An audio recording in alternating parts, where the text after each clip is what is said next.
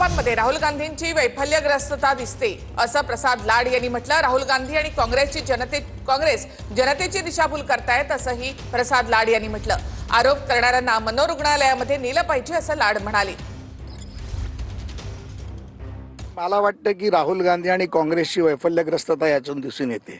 सातत्याने पराभव झाल्यानंतर सरकार येत नाही, आलेलं सरकार टिकवता येत नाही, जनतेच्या मध्ये जाता येत नाही, जनतेचे प्रश्न मांडता येत नाही, संघटना मजबूत करता येत नाही। लोकशाहीवर आरोप करायचा, लोकशाहीचा गळा घोटण्याचं काम करायचं।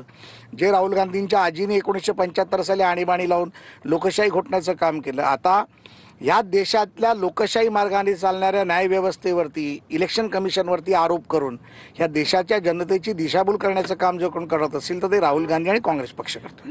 वैफल्यग्रस्तता एवढ्या टोकाला गेली आहे की ती त्यांच्या लक्षात आली आहे की आता ना काँग्रेस पक्ष टिकत आहे किंवा इतर कुठली महाविकास आघाडी टिकत आहे। मग नाना पटोले असतील, बाळासाहेब थोरात असतील, विजय वडेट्टीवार असतील किंवा आणि कोणी असतील, या लोकांकडे देखील स्वतःचं अस्तित्व टिकवण्यासाठी राहुल गांधींना काही ना काहीतरी खोटी माहिती देत राहणं हे त्यांच्या राजकीय जीवनाचं अस्तित्व टिकवण्याचा प्रयत्न, हे मनोरुग्णाचं लक्षण आहे। त्यामुळे या सगळ्या मंडळीला मनोरुग्ण हॉस्पिटलमध्ये घेऊन जायला पाहिजे आणि त्याची चौकशी केली पाहिजे, त्यांची चिकित्सा केली पाहिजे असं मला वाटतं।